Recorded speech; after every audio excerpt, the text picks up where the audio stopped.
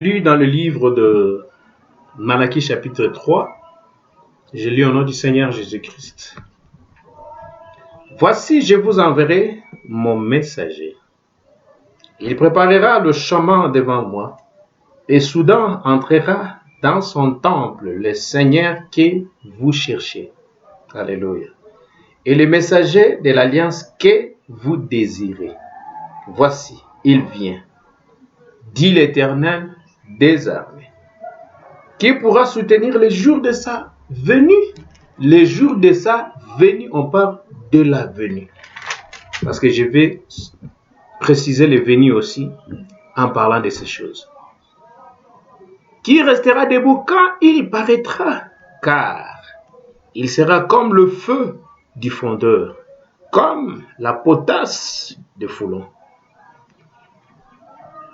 Il s'assiera, fondra et purifiera l'argent. Il purifiera le fils de Lévi, et il les épurera, comme on épure l'or de l'argent. Et il présentera à l'Éternel des offrandes de justice. Donc jusqu'en bas là-bas, ça parle d'Israël. Mais ce qui nous était important de lire, c'était Malachie 4, chapitre 3, verset 1 au verset 2. Donc j'ai essayé un peu d'avancer là-bas pour que nous puissions voir les venues.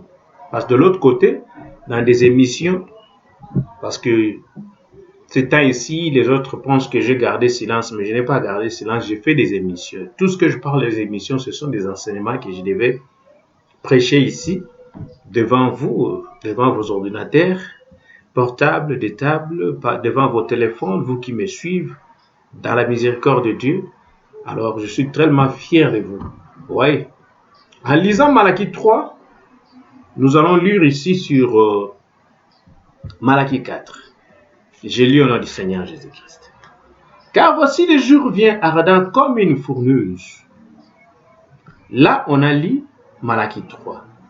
Ici, on lit Malachie 4. Ici, vous voyez dans ma Bible ici, c'est écrit prophétie sur Jean-Baptiste, mais c'était Malachie 4. Malachie, donc cela veut dire, j'ai dit Malachie, mais Malachie en français. Donc cela veut dire Malachie, ici c'était dans l'Ancien Testament, les prophètes Malachie qui prophétisaient de la venue du Christ. Amen. Je pense qu'on a dit qui pourra soutenir le jour de sa venue.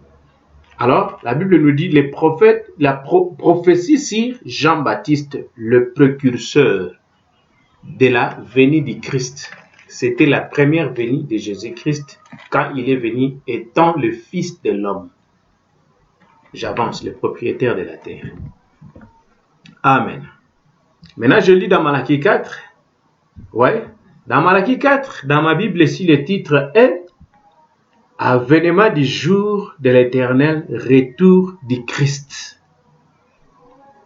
Je souligne ça bien. Donc, ça veut être bien écrit ici. Et moi, je souligne, c'est la seconde venue du Christ. Parce que quand Jean-Baptiste est préparé ici, comme la Bible vient de nous dire ici, laisse-moi dire ici pour vous, au nom du Christ, voici j'enverrai mon messager. Et le titre ici, c'est bien écrit, prophétie sur Jean-Baptiste, Malachie 3, verset 1. Le précurseur. Donc, précurseur, cela veut dire celui qui précède, celui qui vient avant. Avant la personne qu'on entend qui puisse venir. Et celui à qui on attendait qu'il puisse venir, c'est Christ, le Messie. Vous comprenez? Et c'est bien écrit ici, nous disons, voici j'enverrai mon messager, il préparera le chemin devant moi. Amen.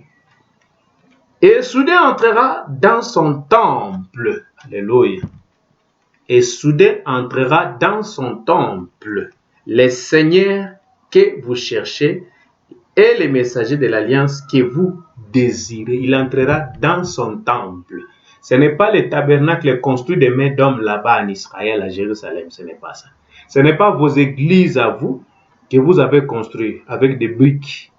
Vous avez fait des beautés et toutes ces histoires-là. Non, ce n'est pas ça, ce temple-là qu'on parle. Le temple-là, c'est un corps. Le Seigneur m'a fait un corps. J'avance. On parlait de la venue de Jésus-Christ. C'était sa première venue ici dans Malachie chapitre 3. Amen. Et le messager de l'alliance que vous désirez voici, il vient. Le précurseur de la première venue de Jésus-Christ, Jean-Baptiste. Nous devons connaître ces choses afin de savoir l'état dans lequel que nous vivons, parce que nous sommes en train de parler sur le subit de la visitation de l'ange Gabriel à Daniel. Et de là, nous allons parler de 70 semaines, cela veut dire 70 semaines de Daniel. Vous comprenez? Le verset 2, qui pourra soutenir les jours de sa venue? Ouais, la première venue de Jésus. Qui restera debout quand il paraîtra, il sera comme le feu du fondeur, comme la potasse de Foulon, Christ. Maintenant, dans Malachie 4, nous avons vu les titres là-bas, prophétie sur Jean-Baptiste, le précurseur du Christ. Sur Malachie 4, nous avons vu avènement du jour de l'Éternel, le retour de Christ. Ça, c'est la seconde venue. Je lis Malachie 4. Donc, cela veut dire il y a deux venues et deux prophètes avec le même esprit. Vous comprenez cela? Voici, j'enverrai mon messager, Élie. Si je peux lire ça dans Malachie 3, vous allez voir, l'Éternel dit que non, il a envoyé son messager, Élie, devant vous. Mais laisse-moi avancer à cause du temps. Si vous lisez Malachie 3 au complet, vous allez voir là où même l'Éternel parle à cause des dîmes et d'offrandes. Et vous qui lui trompez, vous mangez vos dîmes, vous disiez que non, c'était pour l'Ancien Testament, ce n'est plus pour le Nouveau Testament. Bien que moi, je n'ai pas une église, mais je ne peux pas appuyer de telles choses. Vous devez payer vos dîmes et vos offrandes afin d'accomplir toute justice. Vous comprenez? Donc le culte peut commencer. Les pasteurs prêchent, on chante, on fait tout ce qu'on pouvait faire, mais il y a une partie pour compléter les services. Donc cette partie, c'est une grande partie aussi. Enfin de terminer, vous devez donner vos offrandes et vos dîmes à l'Éternel, votre Dieu. Parce que tout ce que nous devons faire, nous devons le faire avec action de grâce. Action de grâce de chanter, action de grâce de donner ce que vous avez reçu, de tout ce que l'Éternel vous a béni, de votre travail, de vos champs, et de vos business, ainsi de suite. Passons à Malachie 4. Car voici le jour vient ardent comme une fourneuse. Tous les hautains et tous les méchants seront comme du chaume, le jour qui vient les embrasera, dit l'Éternel des armées. Il est l'air laissera ni racine ni rameau, mais pour vous qui craignez mon nom, s'élèvera le soleil de la justice. Nous tous, nous le disons. Jésus-Christ, le soleil de la justice, le soleil levant. J'aime ça. Que Dieu soit loué. Et la guérison sera sous ses ailes. Alléluia, le soleil de la justice, la guérison sera sous ses ailes. Le soleil de la justice et la guérison sera sous ses ailes. Est-ce que vous comprenez cela? Quelles sont ses ailes? Paul a dit dans Ephésiens chapitre 6, prenez pour le casque du salut, les ailes que donne l'évangile du Saint-Esprit. Vous comprenez? La parole de Dieu. Vous comprenez? Vous allez prendre les ailes de l'Ancien Testament, les ailes du Nouveau Testament, afin de voler pour aller au Troisième Testament, la révélation de Jésus-Christ. Ouais, le troisième Bible qui a été écrit au ciel, donné aux Élis, afin qu'ils puissent avoir la foi de l'enlèvement. Vous comprenez cela? Parce que l'enlèvement, c'est une foi. Que le nom du Seigneur soit béni. Je passe au verset 3 de Malachie 4. Et vous foulerez les méchants, car ils seront comme de la cendre sous la plante de vos pieds. Au jour que je prépare, dit l'Éternel des armées. Souvenez-vous de la loi de Moïse, mon serviteur, auquel j'ai prescrit en horreur pour tout Israël, des préceptes et des ordonnances. Voici, je vous enverrai Élie les prophètes, avant que le jour de l'Éternel arrive, ce jour grand et redoutable. Après avoir dit toutes ces choses, qu'est-ce que le Seigneur nous a dit? Le titre est là. Élie devra revenir avant les jours de l'Éternel. Que le nom du Seigneur soit béni. Pas ici dans l'Apocalypse chapitre 11. Dans l'Apocalypse chapitre 11, on parle d'Élie et de Moïse qui vont revenir. Donc cela veut dire ça, c'est le saint. Donc cela veut dire la cinquième fois qu'Élie puisse venir. Parce que la première fois qu'Élie est venu, Élie de Tishbite, Élie, dans Élysée, Élie Élisée, au fait, Élie, Jean-Baptiste, Élie, Malachie 4, et nous avons le 5e Élie qui va venir avec l'Israël pour qu'Israël puisse reconnaître les Messies qu'ils ont reniés. J'avance. Voici, j'enverrai Élie les prophètes avant que le jour de l'Éternel arrive, ce jour grand et redoutable. Il ramènera le cœur de peur à leurs enfants. Le cœur de peur, c'est quoi? C'est comme ce cantique de l'anglais que nous chantons. Est-ce que vous comprenez? Que le feu descend sur moi comme au jour de la Pentecôte. On chante ça même en français. L'Esprit descend sur nous comme au jour de la Pentecôte. Or, l'Esprit ne peut descendre que si vous avez entendu Élie vous parler de la parole parlée, sémence originale de l'air, parce que c'est à lui que le Seigneur a donné son insidie afin qu'il puisse ramener la foi de Père. Cela veut dire ce qui s'était passé au jour de la Pentecôte. C'était quoi? C'est cette foi-là qui Christ, la sémence de vie qui était tombée en terre. Ce n'est pas cette terre dont nous marchons, nous construisons des maisons, mais terre, moi et toi. Vous comprenez cela parce qu'il a dit dans Genèse, tu es terre et tu retourneras à la terre. Donc cela veut dire, c'est ce corps ici composé de ces éléments. Vous comprenez cela avec les 5 sens. Donc cela veut dire, dans ce corps ici qui est terre, c'est dans cette terre ici que la sémence de vie devait avoir possession afin de renaître encore avec plusieurs fruits. Comme il a dit que non, celui qui ne porte pas de fruits, cet arbre-là sera retranché, comme nous avons parlé de qui est-ce que vous tirez votre vie. Nous avons pris Jean chapitre 15, là où il dit que je suis le cep et vous êtes des sarments. Et mon père est le vigneron. Vous comprenez cela? Donc cela veut dire, cette foi dont Malachie parle ici, cela veut dire la foi apostolique qui était au commencement, au début de l'Église. Élie va le retourner parce que l'Église a passé les 500 ans des âges sombres. Est-ce que vous comprenez? Donc, les 500 ans des âges sombres que l'Église a passé dans l'âge après le cercle des apôtres, comme j'ai toujours l'habitude de le dire. Donc, ça veut dire après l'âge d'Éphèse, l'âge de Smyrne, nous avons vu que l'Église est entrée dans l'âge sombre après le cercle des apôtres parce que on le persécutait. Quand on le persécutait, c'est ce qui a fait en sorte qu'ils sont l'Église s'est introduite dans l'âge sombre et nous avons vu que l'Antichrist a commencé à naître. À partir de cela, l'Antichrist, ça a eu lieu. Pourquoi? Parce qu'ils ont fait. Donc ça veut dire, que veut dire l'Antichrist? L'Antichrist, cela veut dire, c'est opposer à Christ. S'opposer à Christ, c'est comment? Cela veut dire, c'est mal interpréter Christ. Parce que l'autorité de Christ, le pouvoir de Christ, la puissance de Christ et la force de Christ est dans son insidie.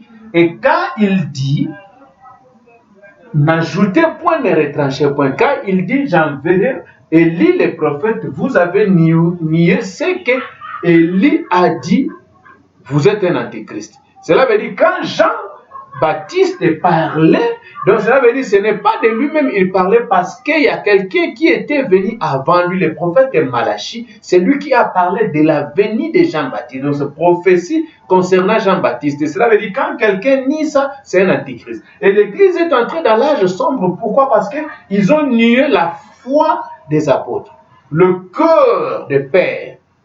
Vous comprenez cela? Donc cela veut dire, c'était ça le fondement, c'était ça la sémence de vie qui était Christ. Cette foi-là, et cela veut dire quand l'Église est entrée dans l'âge sombre, l'Église formaliste a commencé, c'est ce qui a abouti, et qui est arrivé jusqu'à l'aboutissement qui est la grande Babylone. Vous comprenez cela? Donc c'est ce que beaucoup des églises ont tombé, nous voyons toutes ces choses que nous voyons aujourd'hui. Cela veut dire c'est de l'impureté, de l'abomination, c'est de la prostitution. Vous comprenez cela? Tout cela est venu, toute cette prostitution spirituelle est venue de quoi? De la malinterprétation des Écritures. Pourquoi? Ils ont rejeté la manière de faire de Dieu. Vous comprenez cela? Laisse-moi terminer à lire ici et nous allons lire la manière de faire de Dieu. Parce que si Jésus-Christ, dont Paul avait dit dans Hébreux chapitre 13, verset 8, que Jésus-Christ, il est le même hier, aujourd'hui et éternellement. Vous comprenez? Si nous essayons de changer les choses parce que nous sommes allés dans une école théologique, on nous a enseigné Dieu. Je ne sais pas, c'est lui qui est incommensurable si on peut l'enseigner parce que la parole de Dieu ici, Jean 1, nous a dit que au commencement était la parole. Je vous ai dit que je ne laisserai pas ça. Si vous comprenez. Qu'au commencement était la parole et la parole était avec Dieu et la parole était Dieu. Toutes choses ont été faites par elle, qui Dieu, l'attribution qui était Dieu, l'éternel Dieu créateur, comme nous avons toujours l'habitude de le dire, quand il s'est prononcé lui, les choses ont commencé à émaner. Vous comprenez tout ce que nous voyons et tout ce que nous ne voyons pas dans le ciel et sur la terre, sous terre, dans des eaux, dans des mers et des océans. Si vous comprenez, cela a commencé à émaner, nous le voyons aujourd'hui, parce que Dieu s'est exprimé. Et le même Dieu qui s'est exprimé, son attribut, son être. Vous comprenez? Quand il parle dans sa parole ici, si vous la retranchez, sachez que vous rendez Dieu comme incomplet. Mais si vous vous alignez à cela, c'est ce qui fait en sorte que vous êtes la race élue de Dieu dès avant la fondation du monde, dont l'agneau a été immolé pour vous. Et vous allez vous mettre toujours à chaque fois en ordre. Quand quelque chose vous arrive, vous allez toujours, il y aura un esprit de la colombe en vous qui va vous ramener toujours à vous repentir devant votre Dieu. C'est ce que la Bible dit, l'Éternel dit que David, l'homme selon mon cœur. Vous comprenez? Donc c'est ce qui fait en sorte que non, quand Élie est venu, après des âges sombres comme l'âge de Smyrne, l'âge de Thyatire, l'âge de Pergame, et nous avons passé dans tous ces âges-là, vous comprenez, ce sont des âges dont je viens de citer, ces trois âges-là, c'était des âges très très sombres, des âges de persécution. Et nous avons vu qu'un peu de lumière a commencé à venir dans l'âge de Wesley. Vous comprenez? Et le nom de l'âge est là-bas, laisse-moi. C'est après l'âge de quoi? De Pergame. Vous comprenez? Nous avons cet âge ici qui vient, en attendant que je sois en train de chercher cela pour lire pour vous. Vous allez remarquer que non. Donc cela veut dire c'est Wesley. John Wesley qui est venu avec l'église méthodiste, ouais, c'est cet ange-là, ouais, donc son âge, c'est le 5e âge, donc cela veut dire le 5e, oh non, là je suis en Proverbe chapitre 9, je suis déjà loin, je m'excuse, vous allez m'excuser vraiment pour votre temps, je vous aime tellement, ayez pitié de moi, je suis là. Et donc, c'est l'âge de Thyatire. Est-ce que vous comprenez? Donc, il y a l'âge de Thyatire que quand John Wesley est venu, non, c'est pas John Wesley, je m'excuse, c'est Luther. Vous comprenez? Quand Luther est venu dans l'âge de Thyatire, c'est lui qui a commencé à restaurer la foi, ouais, en essayant d'enlever aux gens du catéchisme, de croire au Marie, de faire Marie la mère de Dieu, et toutes ces choses-là. Vous comprenez ça? Alors que Marie fut une sainte de Dieu, mais elle était une vase dont l'Éternel s'est servi pour accomplir sa volonté, ceux qui ont été annoncés par ses serviteurs, les prophètes, à ce qui concerne la venue du Messie. Comme il a dit dans Genèse 3, tout au début là-bas, si vous lisez Genèse 3, quand il parlait que non, je mettrai inimitié entre ta postérité et celle de la femme. Dieu parla au serpent qui était le diable incarné. Vous comprenez que non, je mettrai inimitié entre ta postérité et celle de la femme. Celle-ci t'écrasera la tête et tu lui blesseras les talons. Nous allons parler de cela. Et c'est de cette... Or, la femme n'a pas une postérité. Les choses là, je vais parler avec des détails prochainement, avant son nom.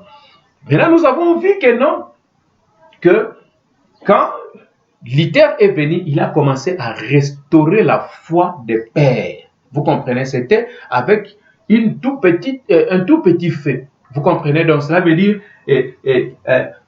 quoi? Croyez au Seigneur Jésus-Christ et vous serez sauvés. C'était ça le message de Luther, lui qui s'était prostitué contre l'église anglicane. Il était contre l'église catholique anglicane. Vous comprenez cela? Et quand il s'est levé contre l'église catholique anglicane, nous avons vu qu'il nous a ramené donc cela veut dire la foi propre. Donc le message du Luther, c'était la restauration de la foi de Père, dont Malachie 4 dit ici que non, il ramènera le cœur de père au fils. Vous comprenez cela? Parce que le cœur des pères ont été étouffés.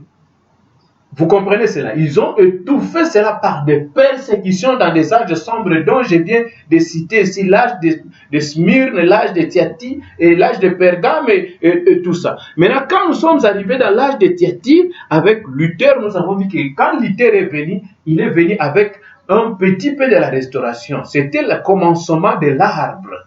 La restauration, pardon, de l'arbre épouse qui est l'Église. C'était la restauration de la foi de l'Église de Christ. Le corps dont vous parlez, le corps et corps de Christ, l'Église corps de Christ. Et maintenant, nous avons vu qu'après Luther, c'était qui? C'était John Wesley. John Wesley est venu avec un peu plus de lumière par rapport à Luther. C'était quoi? De prêcher la sanctification. Parce que Luther s'est limité simplement à la croyance. C'est ça les trois étapes. Ce qui fait même les trois étapes du Saint-Esprit. Vous comprenez, le baptême du Saint-Esprit. Et nous avons vu que quand Luther et John Wesley est venu ici, il est venu, je pense que je vais parler de cela, c'est lui qui est le fondateur, et cela veut dire c'est lui qui a commencé l'église méthodiste. Vous comprenez, je peux me dire le fondateur parce que c'était une église dénominationnelle, parce qu'on a donné le nom, c'est lui qui a donné le nom. Donc ça veut dire l'église méthodiste. Et quand John Wesley a commencé, il a amené un peu plus de lumière sur la sanctification. Donc cela veut dire, nous ne devons pas simplement croire, mais nous devons aussi vivre une vie de sanctification, car notre Dieu est saint.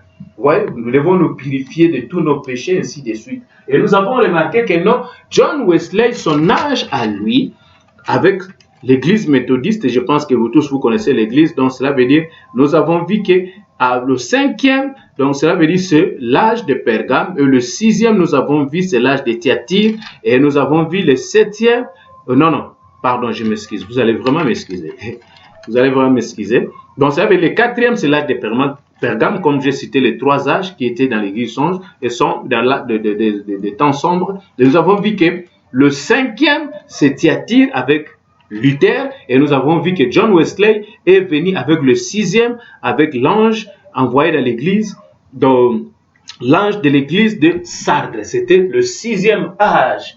Avec John Wesley, c'est Apocalypse chapitre 3, verset 1.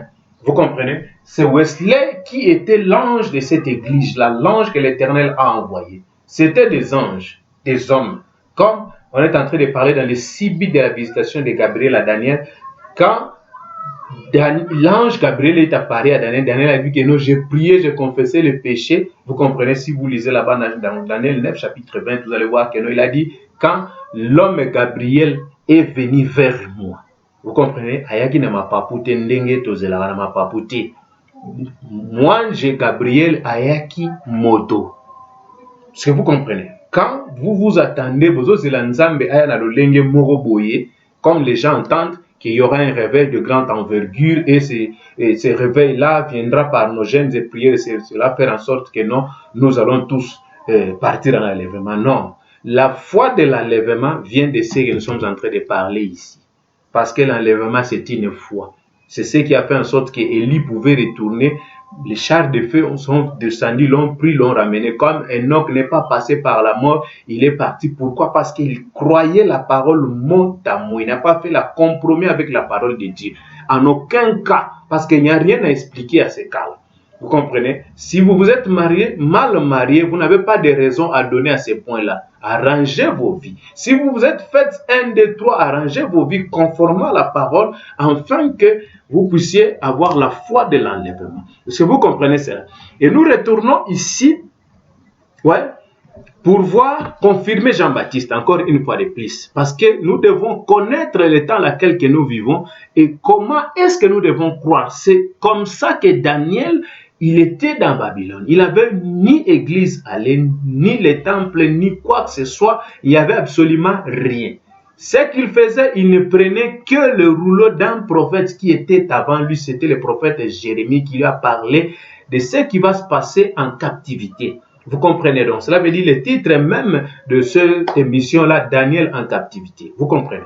Donc quand il a vu que les 68 années sont passées. Il a dit non, la prophétie dont je suis en train de lire ici, dont le prophète Jérémie a parlé, c'était de 70 semaines. Alors je devais entrer dans des prières et des jeûnes pour chercher la volonté de Dieu. En lisant un prophète qui était avant lui, si vous rejetez des prophètes, vous n'aurez pas de vie. Vous aurez des prostituées qui sont nées des âges sombres. Donc vous êtes toujours encore dans ces âges sombres alors que la lumière s'est déjà avancée. Parce que l'homme marche à mesure où la lumière lui est présentée. Il passe des vallées, il passe des montagnes, il passe des eaux, il passe du temps des ténèbres, la nuit, le jour. Pourquoi? Parce que la lumière lui est présentée. C'est comme ça que les enfants d'Israël marchaient dans la colonne de feu pendant la nuit parce que c'était la lumière Christ. Vous comprenez cela? Dieu surnaturel manifesté au milieu d'eux. Alors que Malachie ici ne nous a pas cité le nom de qui? De Jean-Baptiste. Bien que dans le titre qui est dans ma Bible ici parle du précurseur, la prophétie sur Jean-Baptiste. Mais nous avons vu que non, quand Matthieu est venu, vous voyez, quand Christ est venu, donc c'est à ce moment-là qu'on a parlé de qui? De Jean-Baptiste. Si vous comprenez, je lis ça. Ouais. En ce temps-là, je suis dans Matthieu chapitre 3. En ce temps-là, parut Jean-Baptiste, prêchant dans le désert de Judée. Il disait, répentez-vous car le royaume de cieux est proche. Jean est celui qui avait été annoncé, amen, par Ésaïe le prophète. Là, je suis ici. Quand Ésaïe le prophète a annoncé Jean-Baptiste, nous lisons ça un peu rapidement, parce que il faut que nous puissions avoir la lumière des Écritures. Si vous comprenez, donc on ne peut pas parler charnellement. Donc pour faire voir aux gens qui tordent le sens de ces Écritures ici, nous ne croyons pas pourquoi, nous croyons ce qui nous est révélé. On lit Ésaïe chapitre 40. Consolez, consolez mon peuple, dit votre Dieu, parlez au cœur de Jérusalem et criez-lui. Alléluia. Que sa servitude est finie, que son iniquité est expiée. Alléluia. Qu'elle a reçu de la main de l'Éternel au double de tous ses péchés. Alléluia, j'aime ça. Amen. Au double de tous ses péchés. Est-ce que vous comprenez cela? Verset 3.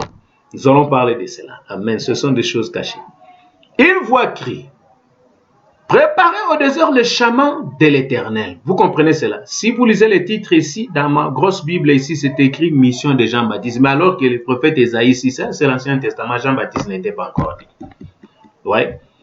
Préparez au désert le chemin de l'Éternel. Aplanissez dans le lieu aride une route pour notre Dieu. Que toute vallée soit exaucée, que toute montagne et toute colline soit abaissée. Alléluia. Mais toutes les têtes qui se lèvent, moi, sacrificateur, pasteur, docteur, ainsi de vous devez vous abaisser. Élevez le Fils de l'homme. Élevez Christ, le Fils de Dieu, le Saint-Esprit. Cessez de vous lever. Vous comprenez cela? Si on lit Romains chapitre 11, c'est une honte pour vous qui s'appellent des grands noms, des grands serviteurs de Dieu, avec vos congrégations, vos organisations de l'église de Christ au Congo, ainsi de suite. Vous ne prêchez pas la parole, vous tirez les gens avec des miracles. Vous comprenez? Vous ne le communiquez pas Christ, vous le communiquez vous, alors que vous, vous êtes immortels. Si vous comprenez, je ne parle pas mal. Donc cela veut dire, nous voyons, cela veut dire, nous reconnaissons ce que vous communiquez aux gens. Cela veut dire, ce que vous transmettez aux gens par leur vie, par leurs œuvres. Est-ce que vous comprenez? Donc c'est un peu ça. Nous sommes des simples prédicateurs, nous nous entendons à Dieu. Si cela lui sera agréable que nous puissions faire un œuvre d'un coin à l'autre, mais je vois, selon ma vision à moi, je vois que ce temps-là est tellement avancé, c'est le temps de préparer. Est-ce que vous comprenez? Comme Élie, le prophète, le dit là-bas, il a dit que non, Daniel préparait les enfants d'Israël, vous comprenez, à quitter la captivité pour aller retourner à Jérusalem. Vous comprenez, leur sainte cité. Est-ce que vous comprenez? À Jérusalem, la cité dont l'architecte donc est Dieu. Vous comprenez? Donc c'était un endroit où l'Éternel l'exauçait. Vous comprenez? Je parle de l'esprit et je parle aussi de la chair. de ce même mot Jérusalem. Il y a une Jérusalem spirituelle, une ville de Dieu, et c'est physique-là que Daniel leur disait de retourner. Mais l'Élie, l'ange, le 7e ange, lui, son rôle, c'était de préparer l'Église à aller à la rencontre de Christ. Vous comprenez cela? De quoi? D'être enlevé. Vous comprenez? De quitter la terre, donc ça veut dire de quitter le monde. L'atmosphère est un système diabolique. Je lis ici. Avançons. Que toute vallée soit exaucée, que toute montagne et toute colline soit abaissée. Binotoba montagne. Bokita. Nkolona bomoya mata. Vous voyez? Ne pensez pas quand vous bénissez beaucoup de mariages et tout ça. Ouais, mon ministère, je bénis beaucoup de mariages, je baptise beaucoup et dans des eaux. Mais la vie ne vient pas dans des baptêmes et des mariages. Voyez, le jour de Noé, la Bible dit dans Luc chapitre 17, vous comprenez, ils mangeaient, baptisaient, mariaient, remariaient encore eux-mêmes jusqu'au jour où Noé entra dans l'âge et la pluie vient. C'était la mort jusqu'aujourd'hui. Est-ce que vous comprenez? Que le coteau se change en plaine et les défilés étroits en vallon. Alors la gloire de l'Éternel sera révélée et au même instant, toute chair la verra. Vous comprenez ça venir? Et toute chair en vit Christ dans la chair humaine. Ce n'était pas invisible comme ça. Vous comprenez cela comme vous attendez le Saint-Esprit soit un Saint-Esprit invisible. Non, le Saint-Esprit dans ce temps-là que nous vivons, c'est un homme. Est-ce que vous comprenez? Parce que la semence de vie qui était tombée en terre. Terre wanangana yo. Vous comprenez? Le Saint-Esprit, c'est un prophète, un homme. Est-ce que vous comprenez? C'est pourquoi j'appuie les gens de quoi? De Kimbangi, c'est pas le Saint-Esprit. Mais en quelque sorte, ils ont raison. C'est l'écriture. Un prophète, c'est le Saint-Esprit. Qu'est-ce que vous pensez? Est-ce que vous comprenez cela? Bien qu'il y a d'autres choses, les gens ne comprennent pas placer les écritures, mais quand vous attendez certainement, vous comprenez directement. Ici, il a bien parlé. C'est ça, au fait. Vous comprenez cela? Pourquoi? Nous avons lu Ésaïe ici qui parlait de l'avenir de Jean-Baptiste. Maintenant, pourquoi appeler un prophète un homme qui est né d'une femme et il va mourir? Mais tous les prophètes sont nés d'une femme et ils sont morts. Vous comprenez cela? Mais la mort n'a pas la puissance assurée parce que la magicienne d'Endor avait invoqué le prophète Samuel. Ce jour-là, quand Dieu a rejeté le roi Saül, si vous comprenez? Mais quand il a invoqué l'Éternel, il a invoqué le roi Saül. Il n'a pas vu un homme mort comme nous voyons dans des films de rêve. Vous comprenez, dans des films de fiction. Vous voyez, un homme qui vient là-bas avec des os, ce n'était pas une escalette, ou soit des images que nous voyons dans WWE, faisant une image d'un homme mort, comprenant corps issu. Non. Ils ont vu un homme couvert d'un manteau avec sa figure, avec sa peau en forme. Il était comme il était, ce vieux homme, à l'état où il avait avant de mourir. C'était à cet état-là que le prophète Samuel est revenu pour répondre à Saül que non, je t'avais déjà parlé. Il a répété les mêmes paroles pour montrer que non, c'est que Paul nous a dit que non, mort, où est ton aiguillon? Et toi, ton mot, où est ta victoire? Car Jésus t'a vaincu à la croix. Vous comprenez? Donc cela veut dire, un prophète, il est la parole de Dieu, ne peut pas mourir. Est-ce que vous comprenez? De la mort, pour lui, c'est juste un changement de dimension, c'est juste un voyage. Est-ce que vous comprenez? Et les fils de Dieu qui ont reçu l'ainsi dit l'Éternel sortant de la bouche de cet homme-là, et aussi la mort n'ont aucun effet sur eux. Je passe, je lis Amos chapitre 3. J'aime beaucoup lire et nous allons terminer. Nous lisons. Lisons dans Amos chapitre 3. Est-ce que vous êtes avec moi? Que le nom de l'Éternel notre Dieu soit béni. Vous pouvez lire ça au complet. Moi, je lis, je commence simplement au chapitre 6. À mon chapitre 3, lisons pour voir l'importance d'un prophète. Amen. Sonne-t-on de la trompette dans une ville sans que le peuple soit dans l'épouvante? Qui doit sonner la trompette? Dans l'Ancien Testament, qui sonnait de la trompette? Si ce n'était qu'un prophète. Et sonner de la trompette, qu'est-ce que vous pensez? Quand les gens chantent que non, mokolo krelo robeta, kelelo ezali lilobananzambe oyo mosakoli nankolo, ce n'est pas un prophète mineur, les prophétiseurs qui prophétisent dans des églises locales. Te, bango te ongana olobela, a te, binote.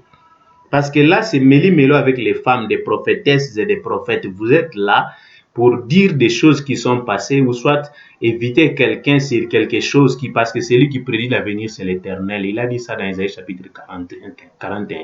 Vous comprenez, prédisez si vous êtes des dieux. Vous comprenez cela? Donc, cela veut dire, vous êtes des prophétiseurs, vous avez un petit don, vous avez une petite lumière. Vous comprenez cela pour édifier l'Église. Mais celui qui vient communiquer la vie, transmettre la vie, c'est le prophète de Dieu, celui qui a ainsi dit l'Éternel. Est-ce que vous comprenez? Oui, vous allez m'excuser. J'aime parler de cette façon parce que nous voulons, nous tous, être sauvés. Et la seule chose qui peut nous sauver, c'est cette parole. Ici, je termine. Voyez. Sans que le peuple soit dans l'épouvante, arrive-t-il un malheur dans une ville sans que l'Éternel en soit l'auteur? Alléluia. Verset 7. Arrive-t-il un malheur dans une ville sans que l'Éternel en soit l'auteur? Maintenant, entrons dans 7. Car le Seigneur, l'Éternel, alléluia, ne fait rien. Est-ce que vous comprenez? Ne fait rien. Même quand Dieu, quand il créa, quand il a fini de créer, il a tout donné le pouvoir à Adam. C'est pourquoi le diable, il cabote qu'il était. Donc, ça veut dire qu'il est impuissant. Il fallait à cause sabango na jardin d'Éden pour azwanguya o yazana motilelo. Est-ce que vous comprenez? Pourquoi? Par quoi? Par la malinterprétation des Écritures. Dieu a-t-il réellement, ils ont ajouté que ces mots-là. Maintenant, aujourd'hui, vous, des collines et des montagnes, des grands, vous qui avez de grandes églises, combien est-ce que vous avez ajouté sur l'ainsi dit l'Éternel? Avançons. C'est la mort. Amen. Car le Seigneur l'Éternel ne fait rien. Ne fait rien sans avoir révélé son secret à ses serviteurs, les prophètes. Est-ce que vous comprenez ça? On parle dans verset 8, le lion rougit. Qui ne serait effrayé? Le Seigneur l'Éternel parle. Qui ne prophétisera? Alléluia. Amos chapitre 3, versets 6 à 8. Vous pouvez lire ça au complet et vous allez voir. Vous comprenez? Ce qui nous était annoncé. Par qui? Par les prophètes de Dieu. Est-ce que vous comprenez? Prenons ici Apocalypse chapitre 10. Je lis dans verset 7. Pour compléter Amos chapitre 3. Vous comprenez? On y est. Apocalypse chapitre 10, verset 7. Je termine déjà. Mon temps est expiré. Et fini. Mais qu'au jour de la voix du 7e ange, quand il sonnera de la trompette, le mystère de Dieu s'accomplirait comme il l'a annoncé à ses serviteurs, les prophètes. Pas pasteur, comme j'ai entendu un pasteur prêchant dans des audios distribués dans WhatsApp disant que non, un enfant de Dieu n'a pas besoin d'un intermédiaire. Les prophètes de Dieu sont des intermédiaires, frères. Ils sont créés différemment. Israël mukoloana. Tant que Moïse tolembi koyoka tolingi yo. Oyebisa nkolo nzambe abiso ke non. Nzamba watata na biso ke tolingi to mona ya yebisa biso abia. OK, il est allé parler, Dieu a dit c'est vrai, bon, dites-leur de se sanctifier. Ba se sanctifier ba ya bo nzamba zolo ba bango bazoka ba tonnerre ba nkake zobeta ba mokali kali. Est-ce que vous comprenez? Les tonnerres et tout ça, ils ont pris fuite avec leurs enfants et leurs femmes. Les sacrificateurs même qui étaient au début de la montagne, qui mort que mutamataki na montagne ska ba kake zobeta zaïga Moïse. Personne n'a pu supporter ce foudre-là. Vous comprenez, c'est des tonnerres.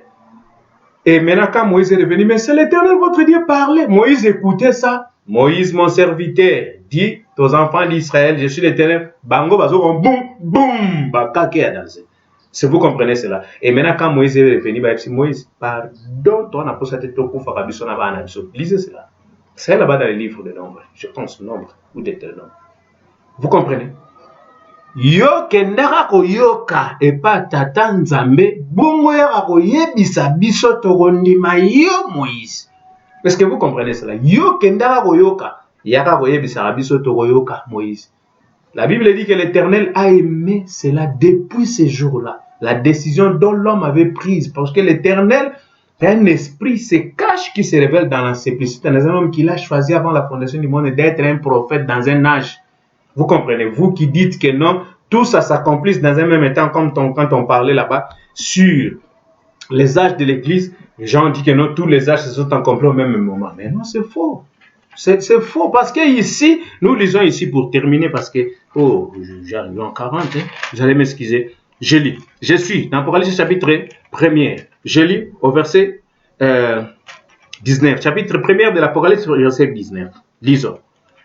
Écris donc ce que tu as vu, et ce qui est, et ce qui doit arriver. Ce que tu as vu, ce qui est, et ce qui doit arriver. Je n'ajoute rien, je ne retranche rien. Je dis tel qu'elle est. Amen.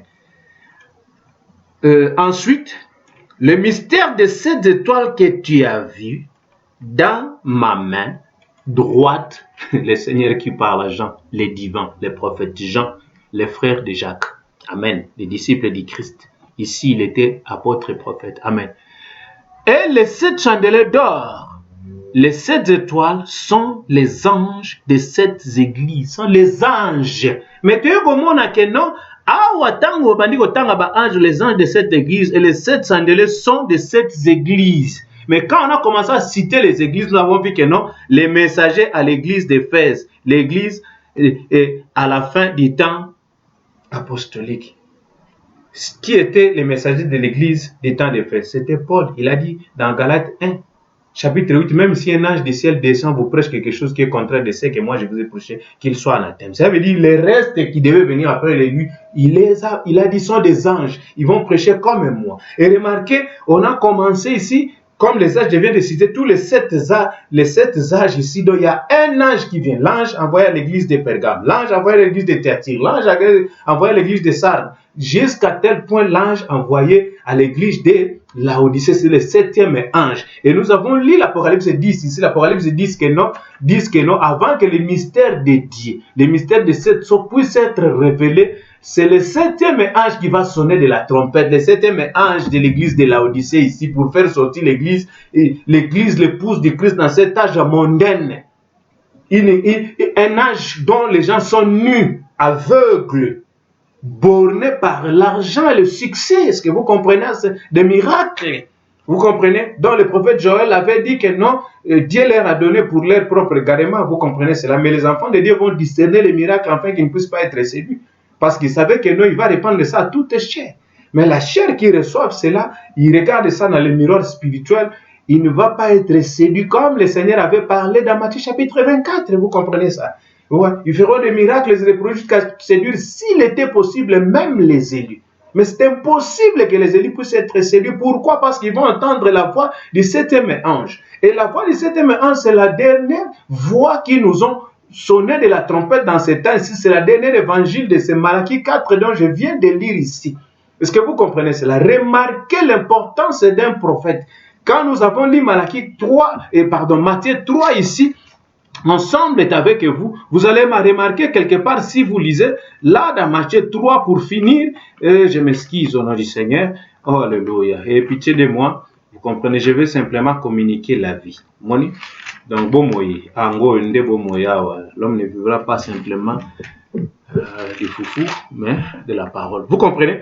Donc, quand c'est arrivé ici, nous lisons un peu plus rapidement dans ces 2 minutes, mais Jean s'y opposait en disant, c'est moi qui ai besoin d'être baptisé par toi. Jean disait ça à Jésus. Verset 13, ça commence ici. Alors, Jésus vint de la Galilée au Jourdain vers Jean pour être baptisé par lui.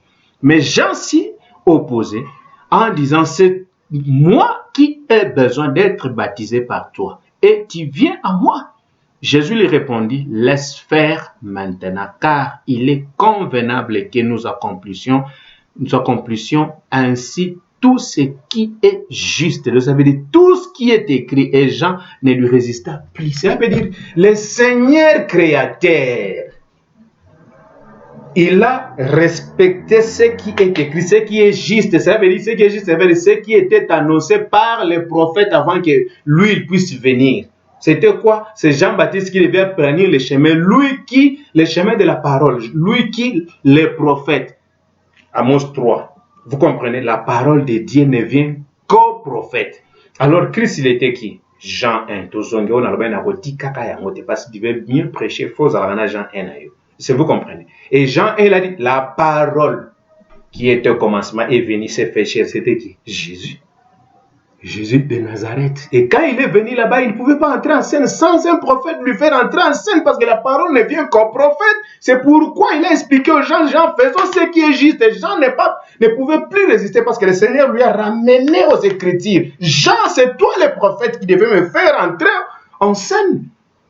Est-ce que vous comprenez cela? Parce qu'il est écrit, le prophète Amos a dit, le prophète Malachie a dit, le prophète Esaïe a dit, le prophète Moïse a dit, le prophète Jérémie a dit. Tous ces gens-là ont parlé que non, la parole ne peut pas venir d'elle-même. C'est un prophète qui devait parler parce que l'Éternel, le Seigneur ne fait rien sans révéler sa parole à ses serviteurs, les prophètes. Est-ce que vous comprenez cela? Vous comprenez? Vous voulez, dans ce temps dans lequel nous vivons, les gens qui interprètent mal Hébreux chapitre 1, 1 à 3. Vous comprenez que de plusieurs manières, à plusieurs reprises, l'Éternel parla à nos pères par les prophètes. Dans ces jours, il parlait par les fils. Mais les fils et les pères sont un. Lisez Jean, chapitre 14, du premier verset jusqu'au 5. Vous voyez, descendez même jusqu'au 6. Là-bas, qu'est-ce que le Seigneur dit quand Philippe lui a posé la question? Montre-nous les pères et cela nous suffit. Le Seigneur dit, pendant tout ce temps que je suis avec vous, Philippe, vous n'avez pas vu? C'est lui qui m'a vu, a vu les pères. Cela veut dire, donc c'est ce qui fait que les gens sont encore dans les âges sombres avec l'histoire de catéchisme et de faire que non, il y a un Dieu le Père, il y a un Dieu le Fils. Et il y a un Dieu le Saint-Esprit, la Trinité, donc trois dieux distincts. C'est faux, il n'y a qu'un seul Dieu manifesté en trois dispensations. Nous avons qu'un seul Dieu. Vous comprenez, c'est une manifestation de la dispensation du Fils, c'est la dispensation du Saint, du Père, pardon, la dispensation du Fils, c'est la dispensation du Saint-Esprit, mais un seul et même Dieu. Vous comprenez ça? L'Éternel Dieu tout-puissant, l'Éternel Dieu créateur, l'Éternel Dieu des armées, l'Éternel Dieu vivant qui était venu ici comme un Fils. Vous comprenez? Alors, lui, la parole devait suivre ce qu'il parlait dans les bouches de ses prophètes. Et avant de venir, les prophètes s'est tenus là-bas pour lui introduire. Et il a commencé son ministère. Si nous regardons dans l'Ancien Testament, le livre de Lévitique, chapitre 1, même chapitre 3, vous allez remarquer, on parlait des sacrifices. Et les sacrifices, Christ, Jésus qui était l'agneau, le sacrificateur devait être là pour que l'agneau qui a été pour nous avant la fondation du monde, que Dieu lui a prédestiné, Dieu lui a préparé. Afin que quand le temps va venir, l'agneau puisse venir pour l'expiation du péché. Mais il faut qu'il y ait un sacrificateur. C'est pourquoi Jean se tenait là-bas pour prendre l'agneau et le baptiser comme on lavait l'agneau dans l'Ancien Testament. On prend l'agneau, on le lave avant qu'on puisse donner son sacrifice à l'Éternel notre Dieu. Est-ce que vous comprenez cela? Maintenant, dans ce temps dans lequel nous vivons, vous allez voir que Élie de Malachie 4 est venu pour restaurer la foi de Père ici. Cette foi qui était au commencement ici, la foi apostolique, qui était plongée dans des âges sombres, ils ont pensé étouffer cela et éteindre cette foi, mais il y avait une petite lumière qui résistait jusqu'à tel point quand Luther est venu, ça a commencé à briller. Wesley a brillé. Et le troisième, quand il est venu, vous comprenez cela, H-A-M. Oui, donc c'est l'Élie de Malachie 4, c'est lui qui a fait en sorte que la lumière a brillé dans Apocalypse chapitre 10. Nous allons parler de cela encore plus dans les détails. Que le nom du Seigneur Jésus-Christ soit béni. Lui qui est l'Éternel Dieu tout-puissant, lui qui est l'Éternel Dieu vivant, lui qui est l'Éternel Dieu des armées, lui qui est l'Éternel Dieu créateur, lui qui est l'Éternel Dieu vivant, le Seigneur Jésus-Christ, le même hier, aujourd'hui et éternellement. Shalom, que la paix du Seigneur soit avec vous. Que le Seigneur vous bénisse richement à l'écoute de sa parole.